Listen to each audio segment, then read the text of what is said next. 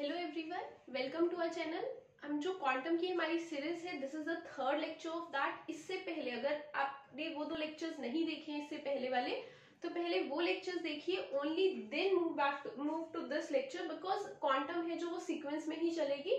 तो try to watch all the lectures in the correct sequence. Okay, तो अभी तक जो पिछले लेक्चर्स की अगर हम बात करें तो उन लेक्चर्स में हमने क्वांटम मैकेनिक्स के पोस्टुलेट स्टडी किए। लाइक वी हैव डिस्कस्ड कि क्वांटम मैकेनिक्स के ऑन द होल 5 पोस्टुलेट्स हैं, उनमें से 2 वी हैव ऑलरेडी डिस्कस्ड। कि पहला पोस्टुलेट क्या था कि हर एक पार्टिकल है जो किसी भी सिस्टम का, उसको डिस्क्राइब करने के लिए एक वेव फंक्शन चाहिए। अगर वेव फंक्शन पता है तो उससे हम पार्टिकल की कुछ भी इंफॉर्मेशन निकाल सकते हैं और उससे हम पार्टिकल की प्रोबेबिलिटी भी कैलकुलेट कर सकते हैं कि उसको फाइंड करने की प्रोबेबिलिटी किसी रीजन में कितनी है।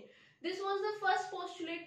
फिर सेकेंड पोस्टुलेट में हमने देखा कि अगर सपोज मेरे पास कोई भी पार्टिकल है, मुझे उसका कुछ ऑब्जर्वेबल कैलकुलेट करना है, like potential energy, kinetic energy, momentum, तो उसके लिए हमारे पास कुछ वेल डिफाइंड ऑपरेटर्स होंगे। तो वो ऑपरेटर्स हमने देख लिए कि क्या होंगे। अब आज के लेक्चर में हम ये देखेंगे कि उन ऑपरेटर्स का यूज कैसे करना है किसी भी ऑब्जर्वेबल को कैलकुलेट करने के लिए। सो बिफोर दैट, अभी हम जो थर्ड पोस्टुलेट करने वाले हैं, दैट इंक्लूड्स इंटीग्रेशन, डिफरेंशिएशन। तो उसको स्टार्ट करने से पहले मैं थोड़ा सा बेसिक इंट्रोडक्शन दे रही हूँ डिफरेंशिएशन के को, बिकॉज बहुत सारे स्टूडेंट्स होंगे जो मेडिकल स्ट्रीम के होंगे जिनको प्रॉब्लम आती है डिफरेंशिएशन वगैरह में। तो पहले हम वो डिस्कस कर रहे हैं, बिल्कुल बेसिक टेक्निक्स। अगर आपका मैथ्स पे होल्ड अच्छा है, आपको लगता है कि आप डिफरेंशिएशन पे बहुत ज्यादा लाइक आपकी अच्छी होल्ड है, तो you can skip this part of the video and you can directly go to postulate number 3। Okay, so we are talking about differentiation के डिफरेंशिएशन करना कैसे है। Differentiation is suppose d by d x. अगर हमारे पास differentiation है किसी भी term का, लेट्स सपोज एक्स स्क्वायर का आपको डिफरेंशिएशन करना है, तो डिफरेंशिएशन के लिए रूल क्या होता है, बेसिक रूल, किसके विद रिस्पेक्ट टू डिफरेंशिएट करना है, एक्स के।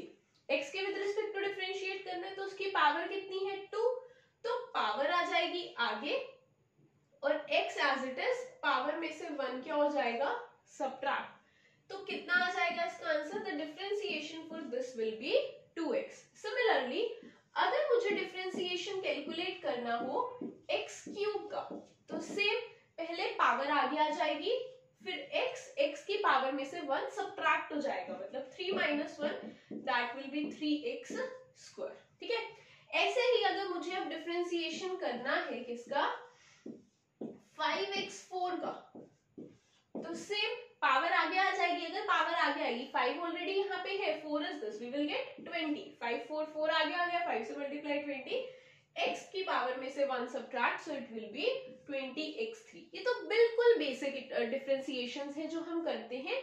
आगे जो हमारे पास ज्यादा यूज होती है डिफरेंशिएशंस वहां पे, वो है डिफरेंशिएशन ट्रिग्नोमेट्रिक फंक्शंस की या एक्सपोनेंट्स की। तो अब हम बात करते हैं कि how to differentiate the trigonometric function. जैसे suppose we have a trigonometric function, that is we have to calculate differentiation of sin x. अगर आपको sin x का differentiation करना है, so you have to remember this part, that is equal to cos x. और similarly अगर आपको cos x का differentiation करना है, that is equal to sin x but with a negative sign. तो ये जरूर याद रखना है कि sin x का डिफरेंशिएशन cos x का differentiation sin x, but that includes a negative sign. Okay, so ये है हमारे पास दो इंपॉर्टेंट रिजल्ट्स। इनको अप्लाई कैसे करना है, सिर्फ इतना सिंपल नहीं है, इसकी जो एप्लीकेशन है उसमें थोड़ी सी कॉम्प्लेक्सिटी है। देखो, लेट्स सपोज हमारे पास ना एक फंक्शन है, that function is, we have the function, let's suppose we have function sin 5x। आपको करना है sin 5x का डिफरेंशिएशन। तो सिंपल सी बात है, sin 5x का जब डिफरेंशिएशन किया तो sin का डिफरेंशिएशन क्या होता है, that is cos 5x as it is. ठीक है, बहुत सारे स्टूडेंट्स क्या करते हैं, इसको यहीं पे छोड़ देते हैं कि sin का differentiation cos, that's it. But ऐसा नहीं है, यहां से इससे नेक्स्ट एक और पार्ट होता है, जब भी हम साइन का डिफरेंशिएशन कर रहे हैं या कोस का डिफरेंशिएशन कर रहे हैं, साइन का कोस, कोस का साइन तो बनेगा ही, बट साथ में एंगल का डिफरेंशिएशन भी आएगा। साथ में एंगल का डिफरेंशिएशन भी आएगा। सो दैट इज एंगल, यहाँ पे cos 5x तो आ गया और इसका 5x का डिफरेंशिएशन, 5 तो कांस्टेंट है वो तो बाहर आ जाएगा और x का differentiation 1। So the differentiation of this term is this. कैसे आया ये? साइन का cos तो लिखा बट एंगल का डिफरेंशिएशन भी करना है, दैट इज 5x का डिफरेंशिएशन विल बी 5। सेम और हम इस पे अप्लाई करके देखते हैं। अगर हमें d by dx करना है किसका, let's suppose cos x square का, तो सेम cos का differentiation is sine with a negative sign minus sine x square, साथ में x स्क्वायर का डिफरेंशिएशन, तो x स्क्वायर का डिफरेंशिएशन हम ऐसे लिख देंगे, then we will have minus x square का differentiation is 2x sin x square. This is the answer. ठीक है, तो इसलिए कभी भी ये एंगल है जो इसके डिफरेंशिएशन को स्किप नहीं करना। This is how we calculate the differentiation of trigonometric functions.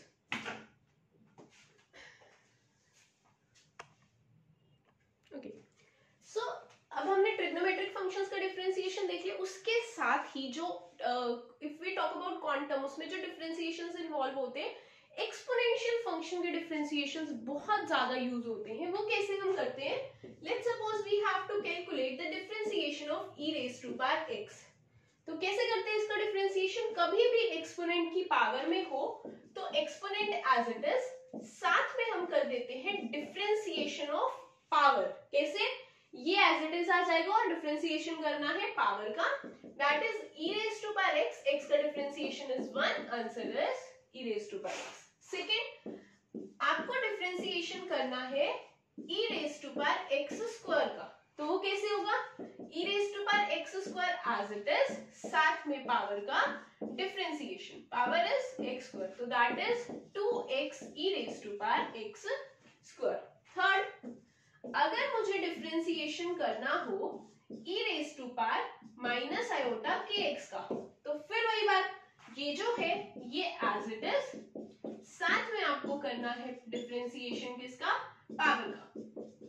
सो कितना आ जाएगा ये? That will be minus iota k, यहां से ये आ जाएगा e raise to power minus iota kx। This is how we differentiate the trigonometric functions as well as the exponential function. So on the basis of this, हम ये जो सिर्फ basic mathematics है जो अगले वाले पोस्टुलेट में हम यूज करने वाले हैं। So this is the I have given you an idea कि हाँ ये क्वेश्चंस है, इस टाइप का डिफरेंशिएशन है जो हम यूज करेंगे। आप इससे और ज्यादा क्वेश्चंस प्रैक्टिस कर सकते हैं। You can just simply Google or simply you can find out some questions and try to solve the differentiation of exponential as well as the trigonometric functions. So this is just about the mathematical introduction. Coming back to our topic, हमने क्या discuss किया था? 2 postulate discuss किए थे। तो आज के lecture में हम लोग डिस्कस करने वाले हैं third postulate of quantum mechanics. So the postulate number 3 is, next we have postulate 3। According to postulate 3, अब हम पहले तो हम ये देखते हैं पोस्टुलेट 3 का यूज क्या होगा। इसको हम यूज कर सकते हैं अगर मुझे किसी सिस्टम के लिए कोई ऑब्जर्वेबल कैलकुलेट करना है, तो वो हम इस पोस्टुलेट से कर सकते हैं। It states that when measuring any observable for a system, the only values that will appear will be corresponding to the eigen values only, which are given as a psi equals to a psi, corresponding to the operator a will be the, ठीक है। ये है equation जरूर आपको पढ़ने में कुछ typical सा लग रहा होगा कि क्या ही लैंग्वेज लिखी है, but these are just like the postulates that have been drawn. अब हम इसको सिंपलेस्ट लैंग्वेज में समझते हैं। सिंपलेस्ट लैंग्वेज में समझने के लिए आपको सिर्फ ये याद रखना है। वो क्या है? ये हमारे पास, सपोज मेरे पास ना कोई ऑपरेटर है ए, ऑपरेटर ए है, ऑपरेटर हमें पता है कि क्या होता है operator, we have discussed in the second postulate कि ऑपरेटर ए क्या है, दैट इज हर एक ऑब्जर्वेबल के लिए कोई कॉरेस्पॉन्डिंग ऑपरेटर, उसको मैंने लगाया वेव फंक्शन पे। वेव फंक्शन पे लगाने के बाद अगर मुझे ऐसा मिल जाए, ऐसा रिजल्ट मिल जाए, Sai is the wave function, मतलब ऑपरेटर को वेव फंक्शन पे लगाया, मुझे वेव फंक्शन तो दोबारा मिल गया, साथ में ना कुछ कांस्टेंट वैल्यू मिलनी चाहिए, तो फिर ये हमारा आंसर होगा। ठीक है, अभी इसको जब एग्जांपल से समझेंगे तो it will become more clear.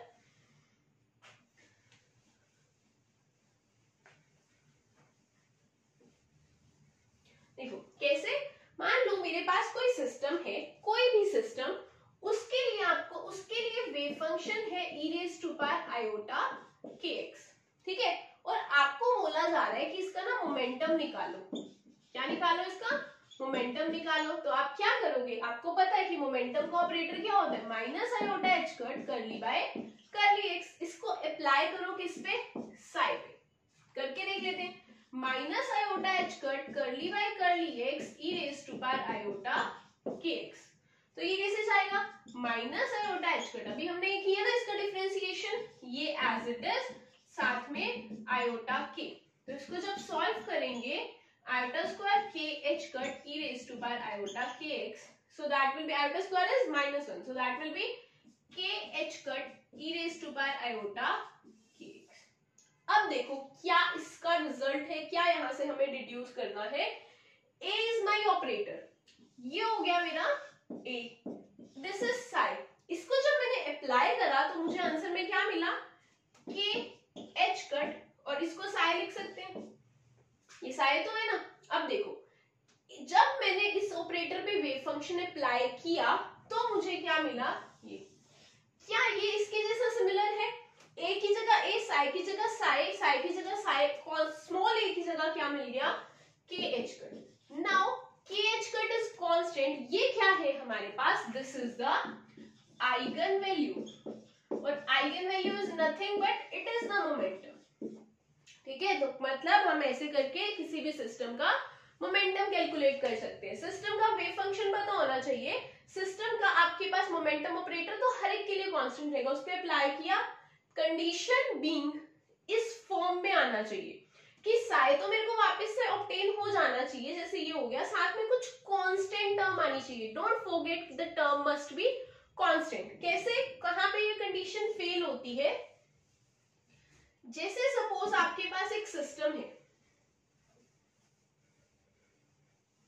Let's suppose you have a system, वो सिस्टम कैसा है कि वेव फंक्शन है हमारा e raise to power minus iota k x square, और अब बोला है इसका मोमेंटम निकालो, तो फिर से आप वही करेंगे, a साइन ऑपरेटर, इस बार क्योंकि मोमेंटम निकालने के लिए बोला है तो हम मोमेंटम का ऑपरेटर अप्लाई करेंगे किस पे, e raise to power minus iota k x square पे। तो जब मोमेंटम का ऑपरेटर अप्लाई किया, माइनस आयोटा h कट, अब इसका करना है डिफरेंशिएशन। जब इसका डिफरेंशिएशन करेंगे, पहले तो e raise to power minus k x square as it is आ जाएगा, साथ में पावर का differentiation, that will be minus 2 iota k x, ये आ गया।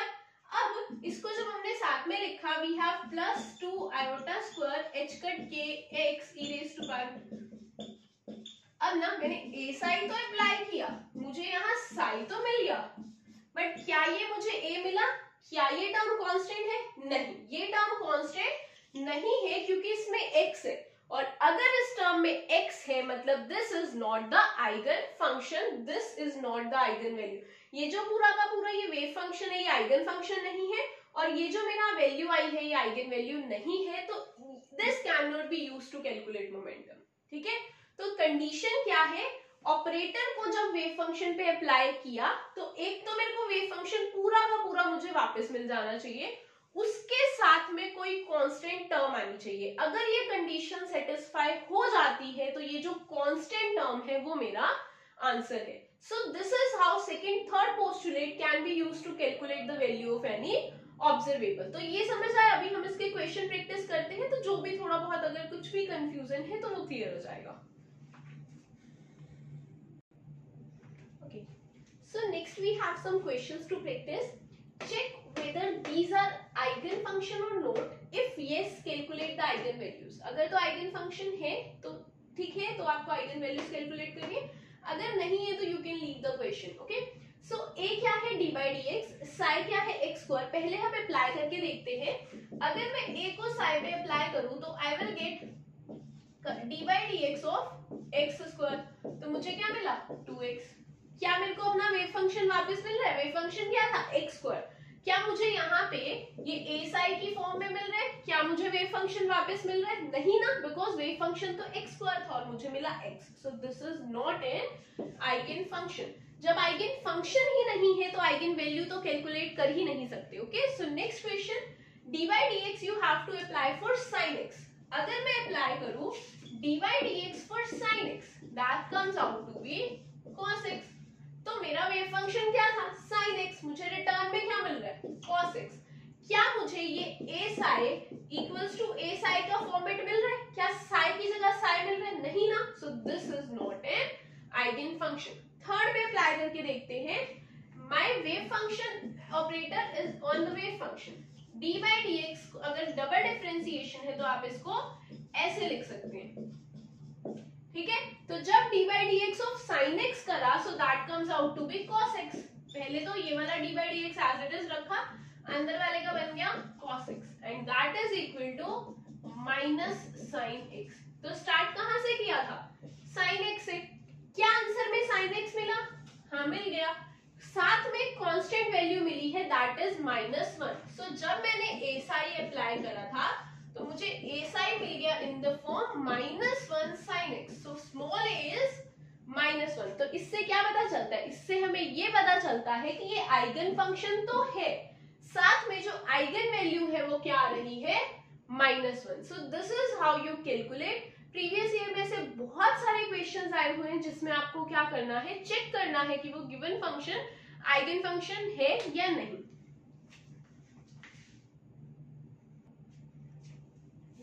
सो this is one more question to practise. इसमें क्या है, आपके पास वेव फंक्शन ये गिवन है. चेक करना है कि जब इसको मोमेंटम ऑपरेटर पे लगाया और जब इसको काइनेटिक एनर्जी के ऑपरेटर पे अप्लाई किया तो क्या ये आइगन फंक्शंस बनते हैं या नहीं. मतलब these are two different questions. पहले आप px पे अप्लाई करके देखोगे, फिर आप काइनेटिक एनर्जी पे अप्लाई करके देखोगे. तो स्टार्टिंग फ्रॉम द px क्या होता है हमारे पास. Let's apply px on psi. px क्या है, that is minus iota h cut curly by curly x. ये हो गया px. और psi क्या है, √2/l sin pi x by l. Apply करके देखते हैं. देखो minus iota h cut is constant, √2/l is constant, तो ये क्या आ जाएगा minus iota h cut √2/l curly by curly x of sin pi x by l. और हमने ये ऑलरेडी करा है कि जब साइन का डिफरेंशिएशन करेंगे तो मुझे क्या मिल जाएगा, cos मिल जाएगा. पहले तो साइन का डिफरेंशिएशन किया, मेरे को cos pi x by l मिल गया. साथ में एंगल का डिफरेंशिएशन करना नहीं भूलना. तो जब एंगल का डिफरेंशिएशन किया तो I'll get pi by l. But the main problem is जब मैंने p psi अप्लाई किया तो क्या मुझे मेरा psi वापस मिला. क्या ये जो √2/l sin pi x वापस मिला. ठीक है, √2/l तो है बट यहाँ तो साइन है ही नहीं. So this is not an eigen function. ये आइगन फंक्शन नहीं है. अब हम चेक करते हैं काइनेटिक एनर्जी के लिए कि जब इसी पर्टिकुलर वेव फंक्शन को काइनेटिक एनर्जी ऑपरेटर पे अप्लाई करा गया तो क्या वो वेव फंक्शन, क्या वो आइगन फंक्शन है या नहीं. So applying for the kinetic energy operator,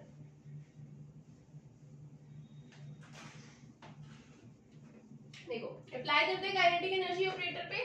we have kinetic energy on psi. तो काइनेटिक एनर्जी क्या है, -h²/2m curly square upon curly x square. ये होता है ना हमारा ऑपरेटर काइनेटिक एनर्जी का.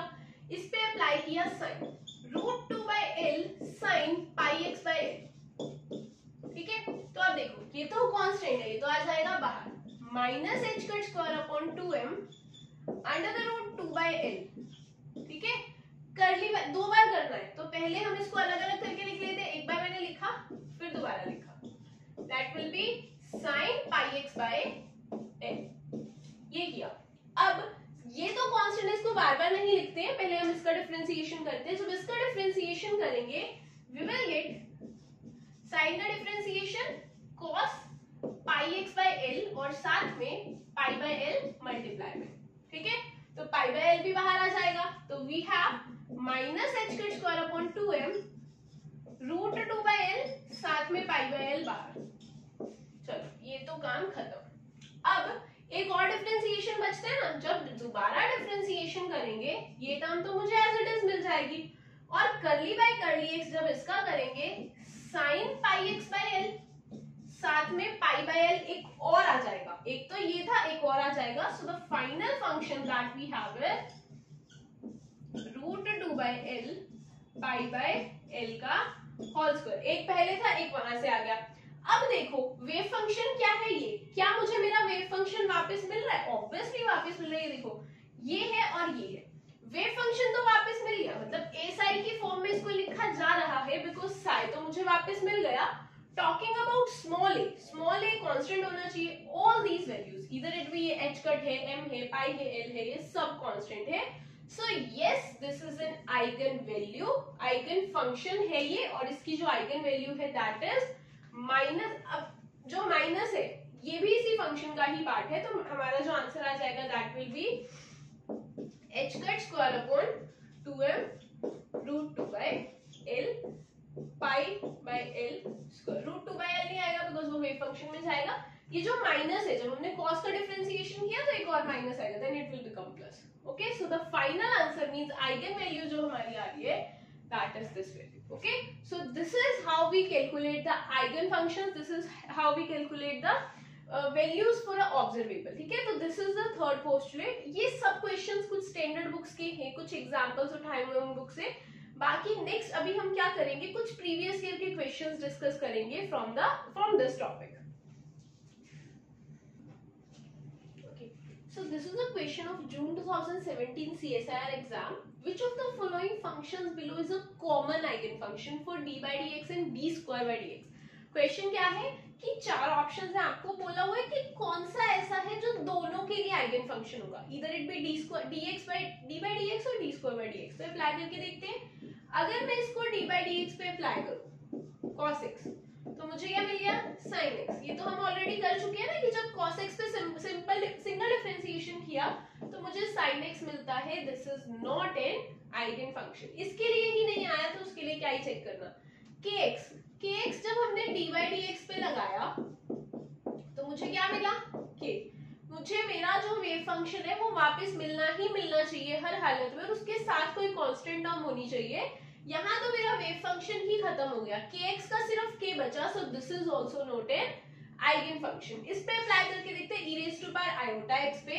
तो d by dx जब हमने अप्लाई किया e raised to power iota x पे, तो ये हमें पता है जब this is as it is, साथ में एंगल का जो ऊपर पावर है उसका differentiation that will be iota. तो ये चल रहा है ना because constant term multiply by wave function. तो चलो d by dx के लिए तो ये है वैलिड। चेक करते हैं for d square by dx। d square by dx के लिए ये जो वेव फंक्शन आया, जो इसको दोबारा से डिफरेंशिएशन कर लेते हैं।